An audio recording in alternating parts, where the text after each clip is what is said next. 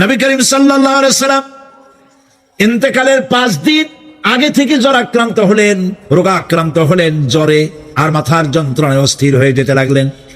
বেহুশ হন, আবার হুশ হন। যেদিন তিনি ইন্তেকাল করবেন তার আগের দিনেও তিনি জোহরের নামাজ পড়ার জন্য সাহাবীদের কাঁধের উপরে ভর দিয়ে নামাজ পড়তে গেছেন। পা উঁচু করে নিতে পারেন নাই, পা টেনে টেনে নিয়েছে। তিনি সেখানে খুতবা দিলেন, বললেন, ও আমার উম্মতেরা, এই পৃথিবীতে আল্লাহ রাব্বুল আলামিন তার এক বান্দাকে পৃথিবীর সব জাগতিক সম্পদ দিতে চেয়েছিলেন, কিন্তু সেই বান্দা সব জাগতিক সম্পদকে উপেক্ষা করে আল্লাহর সঙ্গে দিদার করা বেশি পছন্দ করেছেন। কেউ কিছুই বুঝলো না। হযরত আবু বকর রাদিয়াল্লাহু তাআলা আনহু খুব কাঁদতে লাগলেন। তিনি বুঝতে পেরেছেন যে এই পৃথিবীতে সমস্ত সম্পদ দিতে চেয়েছিলেন আল্লাহ যাকে, তার নাম বিশ্বনবী। তিনি সবগুলি উপেক্ষা করে আল্লাহর সঙ্গে দিদার করা বেশি পছন্দ করেছেন। আমরা অতি তাড়াতাড়ি নবীজি থেকে নবীর এতিম হয়ে যাব। পরের দিন ইশার নামাজের রক্ত হলো, আজান হয়ে গেল, মসজিদে মুসল্লিরা ভরে গেছে, সাহাবায়ে কেরাম সব এসে গেছেন। হুজুরের জন্য বহুক্ষণ অপেক্ষা করার পর হযরতে আবু বকর রাদিয়াল্লাহু তাআলা আনহু তিনি ইমামতির জায়গায় দাঁড়ায় গেছেন। নবীজি বেহুশ অবস্থায় ছিলেন ঘরের মধ্যে। হুশ আসার পর তিনি হযরত আয়েশাকে বললেন, আয়েশা, মসজিদে নববীতে এখন কি হতেছে? তিনি বললেন, নামাজ হচ্ছে। লোকেরা আপনার অপেক্ষা করেছে, কিন্তু আপনাকে না পাইয়া দীর্ঘক্ষণ অপেক্ষা করার পর আপনাকে না পেয়ে আমার বাবার ইমামতিতে তারা নামাজ পড়তেছে, কিন্তু মুসল্লিদের মধ্যে কান্নার রোল পড়ে গিয়েছে। তাদের ধারণা হয়েছে নবীজির জায়নামাজে যখন হযরত আবু বকর দাঁড়ায় গেছে, নবীজির পিছনে নামাজ পড়া আর আমাদের কিসমতে হবে না। নবীজি বলছেন, আয়েশা রে, মসজিদে নববীর দিকের দরজাটা খুলে দাও, আমি নামাজের দৃশ্য দেখতে চাই। দরজা খুলে দেওয়া হলো। নবীজি কোন রকম মাথা উঁচু করে মসজিদে নববীতে নামাজের দৃশ্য নিজে অবলোকন করে আবার শুয়ে পড়লেন। হযরত আয়েশা লক্ষ্য করে দেখেন নবীজির চোখের পানি দিয়ে কোনা দিয়া পানি বেয়ে বেয়ে পড়ছে। হযরত আয়েশা প্রশ্ন করলেন, ইয়া রাসূলুল্লাহ, নামাজের দৃশ্য দেখি কাঁদছেন কেন? হুজুর বলেন, আয়েশা রে, এটা কোনো দুঃখের পানি নয়, আমি কাঁদতেছি এই জন্যে, এই নামাজের জামাত কায়েমের জন্য তাইফের ময়দানে অনেক রক্ত ঝরেছে, আবার উহুদের ময়দানে দান দান শহীদ হয়েছে, সাহাবায়ে কেরাম জীবন দিয়েছে। আজ আমি দেখতে পেলাম আমার উম্মতেরা জামাতে নামাজ পড়ছে। আমার ধারণা হলো ভবিষ্যতে কিয়ামত পর্যন্ত আমার উম্মতেরা এইভাবে জামাত বন্দী হয়ে নামাজ আদায় করবে। নবীজি আবার বেহুশ হয়ে পড়লেন। মসজিদে নববী থেকে আজ আর কেউ বাড়ি যায় না, সবাই কান্দে। আজ রাত বোধহয় নবীজি কাটাবেন না। মেয়েরা কাঁদতেছে, সাহাবায়ে কেরাম কাঁদতেছে, আজওয়াজে মুতাহারাত তারা কাঁদতেছে। নবীজির আবার হুশ হলো, তাকায় দেখেন ঘরের মধ্যে কান্নাকাটি, মসজিদে নববীতে কান্নাকাটি। সব থেকে বেশি কাঁদতেছেন মা ফাতেমা। নবীজি হযরত ফাতেমার কান্না দেখে ইশারা করলেন, কাছে আয়। হযরত ফাতেমা রাসূলের কাছে গেলেন। নবীজি কানে কানে কি যেন বললেন, কান্নাটা বন্ধ হয়ে গেল। হযরত আয়েশা জিজ্ঞেস করলেন, মা, তোমার আব্বা তোমার কানে কি বললো আর কান্না বন্ধ হয়ে গেল? হযরত ফাতেমা বলে, আম্মাজি, আমার আব্বা আমাকে বললেন, মা ফাতিমা, তোমার কান্না আমার বরদাস্ত হয় না, কেঁদো না, আমি মৃত্যুর পরে সকলের আগে তোমার সাথে আমার দেখা হয়ে যাবে। হযরত ফাতেমা বলছেন, আম্মাজি, আমি বুঝতে পেরেছি আমার আব্বার এই কথার অর্থ কি। নবীজির ইন্তেকালের পরে আত্মীয় স্বজনের মধ্যে সবার আগে আমার মৃত্যু হবে আর আমার পিতার সাথে আমি মিলিত হতে পারবো। রাত যখন শেষ হয়ে এলো, নবীজির হুশ হয়েছে, তাকায় দেখেন হযরত জিবরাইল দাঁড়ানো।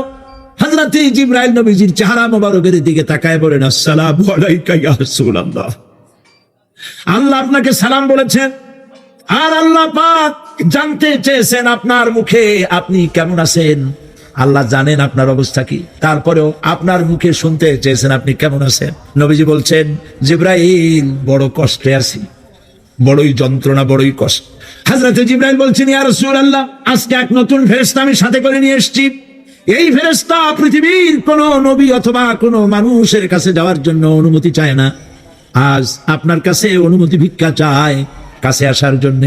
ওই ফেরেশতার নাম হচ্ছে মালাকুল মউত। হযরত মালাকুল মউত বলেন, ইয়া রাসূলুল্লাহ, এই পৃথিবীতে আদম আলাইহিস সালাম থেকে নিয়ে পর্যন্ত কোন মানুষের জান কবজের জন্য আমার অনুমতি চাওয়া লাগে নাই, আর কোনোদিন লাগবে না। আজ আমি আসার সময় আল্লাহ বলেছেন আপনার জান কবজের জন্য আমি যেন আপনার কাছে অনুমতি ভিক্ষা চাই। নবীজি বলছেন আমি যদি অনুমতি না দেই তো কি হবে? হযরতে মালাকুল মউত বলছেন ইয়া রাসূলুল্লাহ, অনুমতি যদি না দেন আমি ফেরত চলে যাব, আমাকে সেভাবেই বলা হয়েছে। হযরতে জিবরাইল বলেন ইয়া রাসূলুল্লাহ, হে আল্লাহ রাব্বুল আলামিন আপনার দিদারের ইন্তজার করতেছেন। নবীজি বলছেন মালাকুল মউত তুমি জান কবজের কাজ শুরু করো। মালাকুল মউত যখন কাছে এসেছে, রাসূল জিজ্ঞেস করলেন আয়েশা, ঘরে যে কয়েক টুকরা স্বর্ণ ছিল সেগুলোর কি অবস্থা? ছোট ছোট 6 টুকরা স্বর্ণ ছিল। হযরত আয়েশা বলছেন হুজুর আমি এগুলো রেখে দিছি। হুজুর বলছেন না, রাখতে পারবে না, আমার ইন্তেকালের আগে খয়রাত করে দাও। মুহাম্মদ সাল্লাল্লাহু আলাইহি ওয়াসাল্লাম আল্লাহর কাছে অবস্থায় উঠবে না যে তার ঘরের ভিতরে সোনা ছিল, দিয়ে দাও, খয়রাত করে দিয়ে দাও। হযরতে মালাকুল মউত রাসূলের জান কবজ শুরু করে দিলেন। রাসূলুল্লাহ জীবনের শেষ কথা বললেন আসসালাত আসসালাত ওমা বালাকাত আইমানুকুম। আমার উম্মতেরা বিদায় লগ্নে বলে গেলাম নামাজ নামাজ নামাজ ছেড়ে দিও। প্রিয় ভাইরা, নবী করিম সাল্লাল্লাহু আলাইহি ওয়াসাল্লাম জীবনের শেষ কথা বলে গেছেন নামাজ। সেই নামাজে আমাদের যত অবহেলা, স্ত্রীকে নামাজ পড়ান, বউকে নামাজ পড়ান, ছেলে মেয়েকে নামাজ পড়ান। দোকানদার ভাইরা যখন আজান হয়ে যাবে দোকান বন্ধ করে দেন, আপনি আপনার কর্মচারীরা নামাজ পড়তে যান। যতটুকু প্রিয় ভাই সব, আল্লাহ রাব্বুল আলামিন পরীক্ষার জন্য আমাদেরকে এই ময়দানে ছেড়ে দিয়েছেন। প্রশ্ন কি হবে আল্লাহ সব বলে দিয়েছেন। প্রশ্ন কি হবে? তোমার যৌবন, এ ব্যাপারে প্রশ্ন করা হবে।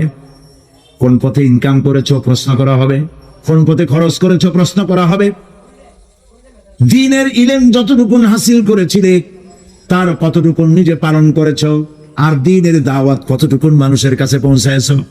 প্রত্যেকটি ব্যাপারে কিয়ামতে আল্লাহর কাছে জবাব দিতে হবে। এই জন্য কবি বলছেন আমল সে জিন্দেগি बनती है ये जन्नत भी व जहन्नम भी ये खाकी अपनी फितरत है ना नारी ना नूरी। মানুষের জীবন আমল দিয়ে গঠন হয়, আমল দিয়ে জীবন গড়ে। নইলে এই মাটির তৈরি দেহ জান্নাত আর জাহান্নামের কিছু দিয়ে তৈরি হয়নি। আপনি ইচ্ছে করলে দেহটাকে জাহান্নামের জন্য উপযোগী করতে পারেন, ইচ্ছে করলে এই দেহটাকে জান্নাতের জন্য উপযোগী করতে পারেন। এটি আপনার ইখতিয়ারে আল্লাহ দিয়েছে। আপনাকে বাধ্য করা হয় নাই যে সেজদা না দিলে ফেরেশতা এসে ঘাড়ের উপরে পিটাবে, সুদ ঘুষ জেনা করলে পরে ঠ্যাং পিটায় ভেঙে দেওয়া হবে না। আপনি বাধ্য নন। আপনি সম্মানিত জীব, আল্লাহ সম্মানিত প্রাণী আল্লাহ পাকের, সেই জন্য মানুষকে বাধ্য করা হয় নাই। অটোনমাস বডি, অটোনমি দেওয়া হয়েছে, আপনাকে স্বাধিকার দেওয়া হয়েছে। চন্দ্র সূর্যের ব্যাপারে স্বাধিকার দেওয়া হয় নাই। রাত এখন 7:35, সূর্যের বাপেরও ক্ষমতা নাই বাংলাদেশে এখন উঁকি মারে, ঠিক কিনা? সে এখন আমেরিকায় রোদ দিচ্ছে, তাপ দিচ্ছে আমেরিকা। ওকে নির্ধারণ করা হয়েছে যেভাবে সেইভাবেই করতে হবে। পানি বলেন, পাহাড় বলেন, পাখি বলেন, চন্দ্র বলেন, গ্রহ বলেন, নক্ষত্র বলেন, সব জিনিস বাই হু ক্যান প্রুভ আল্লাহর হুকুম মানতে বাধ্য। কোরআনে কারীমে আল্লাহ পাক বলেছেন আফা গায়রা দীনিল্লাহি ইয়াবগুন ওয়া লাহু আসলামা মান ফিস সামাওয়াতি ওয়াল আরদি তাওআন ওয়া কারহা। আল্লাহর দেওয়া জীবন ব্যবস্থা ছেড়ে দিয়ে তোমরা কি অন্য কোনো মতবাদ তালাশ করো? ওয়া লাহু আসলামা মান ফিস সামাওয়াতি ওয়াল আরদ, অথচ আকাশে যা আছে জমিনে যা আছে সব আনুগত্যের মস্তক আমার সামনে অবনত করে দিয়েছে। সুবহানাল্লাহ। মানুষকে আল্লাহ পাক ইখতিয়ার দিয়েছেন। ইচ্ছে করলে মাহফিলও আসতে পারে, ইচ্ছে করলে সিনেমাও ঢুকতে পারবেন, অসুবিধা নেই। অসুবিধার জন্য কিয়ামত, ওখানে হিসাব হবে। এখানে আপনি সূর্য চন্দ্র ফেরেশতা, ফেরেশতারও কোনো মাজাল নাই, কোনো ইখতিয়ার নাই আল্লাহর হুকুমের বাইরে কিছু করে। আল্লাহ যা করতে বলেছেন তাই করতে হবে, এর বাইরে এক চুলও রাখতে পারবে না। কিন্তু মানুষেরা করতে পারবে। মানুষ ইচ্ছে করলে নামাজ রোজা ছাড়তে পারে, ইচ্ছে করলে আল্লাহর অমান্য করতে পারে। এটা তার বিচারের জায়গা না, এটা হলো পরীক্ষার জায়গা। এটা কিসের জায়গা? পরীক্ষার জায়গা। এখানে আপনি কামাই করলে ওখানে কিছু পাবেন, এখানে কামাই না করলে কিছু পাবেন না। আরো সোজা করে বলি, কোন কৃষক, যে কৃষক আষাঢ় মাসে শ্রাবণ মাসে জমিন চাষ করে না, পৌষ মাসে তার গোলায় ধান আসবে? কথা বোঝেন নাকি বোঝেন না? পৌষ মাসে গোলায় ধান আসবে? কোনো পাগলও বলবে না যে তুমি তো চাষই করো নাই, তুমি জমিনে, তোমার জমিনের ফসল তোমার ঘরে আসবে কেন? কাজী এই দুনিয়ায় পরীক্ষা দিলে এখানে রেজাল্ট হয়, এখানে গাছ লাগাইলে এখানে ফল দেয়, কিন্তু মানুষের জন্য আল্লাহ পাক যে আমল তৈরি করেছেন, পরীক্ষা নেবেন, সেই পরীক্ষার রেজাল্ট এখানে হবে না। পরীক্ষার রেজাল্ট আউট হবে কোথায়? হ্যাঁ ছেড়া বলেন সবাই, কোথায় হবে পরীক্ষার রেজাল্ট আউট হবে? কোথায়? আখিরাতে। এখানে আপনি যা কামাই করবেন এখানে রিটার্ন দেওয়া হবে না। এখানে যা কামাই করবেন সমস্ত কামাই 700 গুণ বর্ধিত আকারে কিয়ামতে আল্লাহ আপনার হাতে ধরাই দিবেন। আল্লাহর ওয়াদা কখন মিছা? মিছা হয় রাজনৈতিক দলের নেতারা, এই জাতীয় লোকেরা যারা মঞ্চে আসে আর বলে যে এবার আমাদের ভোট দেন, আমরা ক্ষমতায় যাইতে পারলে আপনারা না খাইয়া কেউ মরবেন না, কিন্তু কি খাইয়া মরবে তাও কয় না। সেদিন শুনলাম এই যে নির্বাচন এখন একটা চলতেছে, স্লোগান বাপ দাঁড়াইছে, ছেলে তো বলে রহিম ভাই আমার ভাই, তোমার ভাই, বাপের নাম রহিম। তারপরে শুনলাম বলতেছে বেগুন ভাইয়ের চরিত্র, আজকের নাম রাখে তো আদর করে বেগুন পটল, বেগুন ভাইয়ের চরিত্র ফুলের মতো পবিত্র।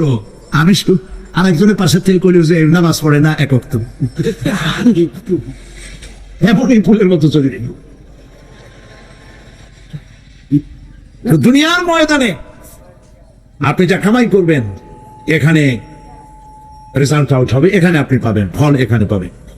যা করবেন এখানে গাছ লাগাবেন, ফল লাগাবেন, এখানে পাবেন। আর আল্লাহর জন্য যেটা করবেন সেটা ফল, সেটা রেজাল্ট কিয়ামতের বাইরে হবে। সুবহানাল্লাহ। এখানে পরীক্ষা দিয়ে যদি কেউ ফেল করে, ম্যাট্রিক পরীক্ষা দিয়ে ফেল করেছে, ফাজিল পরীক্ষা দিয়ে ফেল করেছে, আবার পরীক্ষা দিয়ে পাস করার সুযোগ আছে, আবারও ফেল করেছে, আবারও পরীক্ষা দিয়ে পাস করার সুযোগ আছে।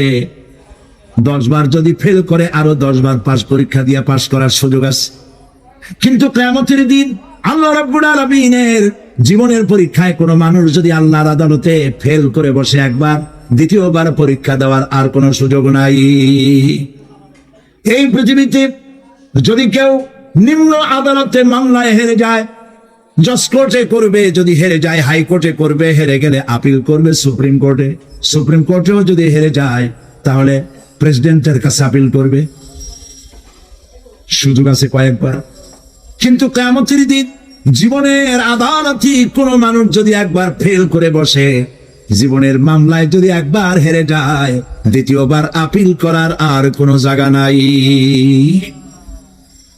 সে আখিরাতে রেজাল্ট আউট হবে। আমরা সব মরে যাব, আমরা সব কি হব? সব মরে যাব। আল্লাহ পাক আমাদেরকে উঠাবেন। আবার মানুষকে কবরে রাখার সময় আমরা কি বলি? মিনহা খালাকনাকুম, জানেন না? পড়েন, মিনহা খালাকনাকুম ওয়া ফিহা নুঈদুকুম ওয়া মিনহা নুখরিজুকুম তারাতান উখরা। এই মাটি দিয়ে তোমাকে তৈরি করা হয়েছিল, এই মাটির মধ্যে রেখে গেলাম, এর থেকে আবার তোমাকে উত্থিত করা হবে। কে বলতেছেন এ কথা? আল্লাহ পাক বলছেন, আল্লাহ তাআলা বলছেন। কি নিষ্ঠুর এই পৃথিবী! ভেবে দেখেছেন কি একবারও কি ভেবে দেখেছেন এই পৃথিবী কত নিষ্ঠুর? এই সন্তান সন্ততি সব একটি মোহ, একটি মায়া, একটি মহব্বত, একটি প্রতারণা। যে বইয়ের জন্য হারাম ইনকাম করেছেন, যে সন্তানদের জন্য হারাম ইনকাম করেছেন, জান দিলেন, রক্ত দিলেন, জীবন দিলেন, সারা রাত কষ্ট করেছেন, দৌড়দৌড়ি করেছেন, যখন মরে গেলেন যে বাচ্চাটা আপনি করে না দিলে কলিজা ঠান্ডা হয় না, সেই বাচ্চা বলবে, মাকে বলবে, মা বাপের লাশ যে রুমে আছে আমার সেখানে নিও না, আমার ভয় করে। ঠিক কিনা? স্ত্রীও আরো 2-1 লোক না হলে লাশের ঘরে থাকতে পারবে না, তারও ভয় করবে। থাকলে বড় জোর মা থাকতে পারে, বাপ থাকতে পারে। যাকে বিবাহ করার পর অনেক সন্তান আছে, মা বাপকে চোখে দেখতে পারে না। বোন প্রথমত মায়ের সাথে কথা বলা বন্ধ করে দেয়। হয়তো কুমিল্লা এরকম নাও থাকতে পারে। বউ তো নালিশ করছে, মায়ের সাথে কথা বলে, আবার বলে এই বুড়িটা মরে না কেন? নাউযুবিল্লাহ, নাউযুবিল্লাহ। বুড়িটারে মরার কথা বলতেছো তুমি? তোমার ছোট্টবেলায় যখন তোমার টাইফয়েড হয়েছিল, অসুখ করেছিল, গরিব বাবা, বাড়িতে ল্যাপ নাই, খাতা নাই, তোষক নাই, সেই জায়গায় মা তার কাপড় বিছায় দিয়া বুকের উপরে নিজের শরীরের উষ্ণতা দিয়া বাঁচায় রাখার চেষ্টা করেছে, নিজে না খেয়ে খাওয়াইছে, অসুখ সারে না। মা ওই মুমূর্ষু বাচ্চার সেরানে তার মাথার কাছে বসে তাহাজ্জুদের নামাজ পড়ে কোরআন শরীফ তেলাওয়াত করে, চোখ দিয়া পানি পড়ে আর বলতে তাকে রব্বুল আলামিন আমার জীবনটারে দিয়ে আমার কলিজার টুকরা সন্তানটারে বাঁচাইয়া দাও। যেই মা নিজের জীবন দিয়া সন্তান বাঁচাইতে চাইলো, সেই সন্তান আজকে বউ পাইয়া মাকে ভুলে যায়, মায়ের সাথে খারাপ ব্যবহার করে। আল্লাহ রাব্বুল আলামিন বলেছেন মা বাবার সঙ্গে খারাপ ব্যবহার করো না, ভালোবাসায় কথা বলো। ওয়াকুল লাহুমা কাওলান কারীমা, সম্মান সূচক কথা বলো। মা বাবার জন্য দোয়া করো আমার কাছে। কে বলতেছেন? আল্লাহ তাআলা বলছেন দোয়া করো আমার কাছে এই ভাষায়, রব্বিরহামহুমা কামা রাব্বায়ানি সাগীরা। পড়েন সবাই, রব্বিরহামহুমা কামা রাব্বায়ানি সাগীরা। আয় আমার রব, আমার মা বাপ যেমনি ছোটবেলায় আমাকে অত্যন্ত যত্ন করে লালন পালন করেছে, আল্লাহ তাআলা তুমি দয়া করে আমার মা বাপকে তোমার রহমতের করে লালন পালন করো। সুবহানাল্লাহ। প্রত্যেক নামাজের পর সকলে এই দোয়া পড়বেন, মনে থাকবে? মনে থাকবে? প্রিয় ভাই সব, সেই কিয়ামতের মাসে আমাদেরকে উঠতে হবে, আল্লাহর দরবারে উঠতে হবে। সেই সময় আমাদেরকে কেউ উপকার করবে না। يوم لا ينفع مال ولا بنون, সম্পদ আর সন্তান সন্ততি কোনো কাজে লাগবে না। মা তার সন্তানকে চিনবে না, সন্তান তার মাকে চিনবে না, বাপ তার সন্তানকে চিনবে না, কেউ কাউকে পরিচয় দিবে না। কি মারাত্মক অবস্থা! মানুষ চরম অসহায় হয়ে যাবে। চতুর্দিকে ফেরেশতার আনাগোনা, সূর্য মাত্র 1 হাত উপরে, প্রচন্ড তাপ নিয়ে সূর্য অবস্থান নেবে, মাথার চান্দি ফেটে গিয়ে গুনাহগারের মাথার মগজ গলে গলে পড়তে থাকবে। পিপাসার যন্ত্রণায় জিহ্বাটা ঝুলে কুকুরের মতো করে নাভিস্থল পর্যন্ত ঝরে পড়বে। কেউ উপকার করবে না, কেউ জিজ্ঞাবে হবে। অনেক লোক আছে পীরের কাছে মুরিদ হয় আর মনে করে পীর সাহেব তারে কিয়ামতে সুপারিশ করবে। অসম্ভব। আয়াতুল কুরসির মধ্যে আমরা পড়ি মান দাল্লাযী ইয়াশফাউ ইনদাহু ইল্লা বিইজনি। কে আছে এমন? কার হিম্মত আছে আল্লাহ পাকের বিনা অনুমতিতে কথা বলে? সুবহানাল্লাহ। কোথার পীর, কোথার খাজা বাবা হারায় যাবে। ইব্রাহিম আলাইহিস সালামের মতো পয়গম্বর কি মনে করো? আল্লাহ খলি। ইব্রাহিম আলাইহিস সালাম আল্লাহ কি? আল্লাহ খলি। আল্লাহ খলিল কিয়ামতের দিন বলবেন আল্লাহ পাক, আয় আল্লাহ তাআলা, আমার বাপের কাছে আমার একটা ওয়াদা ছিল, আমি সুপারিশ করবো তার জন্য, তুমি দয়া করে আমার বাপকে জাহান্নাম থেকে ক্ষমা করো, আমি তার জন্য সুপারিশ করতেছি। আল্লাহ তাআলা বলবেন ইব্রাহিম তোমার সুপারিশ মঞ্জুর হলো না। কথা বুঝতেছেন না? বুঝতেছেন না? ইব্রাহিম আলাইহিস সালাম যদি বাপের জন্য সুপারিশ করতে না পারে, ইব্রাহিম আলাইহিস সালাম তিনি যদি তার বাপের জন্য সুপারিশ করিয়া যদি ব্যর্থ হন, আপনার পিসাব কোন কামে লাগবে চিন্তা করেন। নবী করিম সাল্লাল্লাহু আলাইহি ওয়াসাল্লামকে প্রশ্ন করা হয়েছে, হে রাসূল আপনার আব্বা আম্মার অবস্থা কি হবে? কথা কি শোনেন নাকি? আপনার আব্বা আম্মার অবস্থা কি হবে? নবী করিম সাল্লাল্লাহু আলাইহি ওয়াসাল্লাম বলেছেন, আমি আমার আব্বা আম্মার কোনো উপকারে আসবো না। ইন্না লিল্লাহি ওয়া ইন্না ইলাইহি রাজিউন। তাহলে কোন সাহসে মনে করতেছেন কোন পীর কোন একটা বিদেশ থেকে দেশের থেকে একটা নাসিল হলো আর ওইটার পিছনে পিছনে দৌড়াবেন, সে আপনারা নাসাদ দেবে, তাহলে পায়সুমা খাবেন? এই পায়ে হাত দিয়ে কত মুজি করা বাদ দেন। টাকা ইনকাম করার জন্য মানুষকে ভুল পথে পরিচালিত করছে অনেক পীর আছে না? আমার খালি মানুষের টাকা দেয়, জামায় অনেক পকেট, খালি টাকা নেওয়ার সমানে ডুবাইতে থাকে চতুর্দিক দিয়ে, বাইরে বোঝার উপায় নাই। কিন্তু অনেক পীর আছে এমন, ঢাকা শহরে বড় বড় মার্কেটের মালিক, আমি জানেন, বড় বড় মার্কেটের মালিক, বিরাট ব্যবসায়ী, জামা পরিষ্কার করে না 2 মাসেও, মানুষকে দেখাবার জন্য গামছাটা নাকের কাছে ধরে ফত ফত করে আওয়াজ করে, মনে হয় যেন কাঁদতেছে। আর্টিফিশিয়াল হাবিজাবি জিকির শিখো, লা ইলাহা কতক্ষণ, ইল্লাল্লাহ কতক্ষণ, আল্লাহ আল্লাহ কতক্ষণ, কোথায় পাইছো? ইল্লাল্লাহ ইল্লাল্লাহ কিসের দিকে? ইল্লাল্লাহ মানে কি? আল্লাহ ছাড়া, আল্লাহ ছাড়া, আল্লাহ ছাড়া, আল্লাহ ছাড়া কি? কাজী রাসূলুল্লাহ যা করেন এগুলি বেদাত। এই শাস্তির বসে যাবেন না, মনে থাকবে।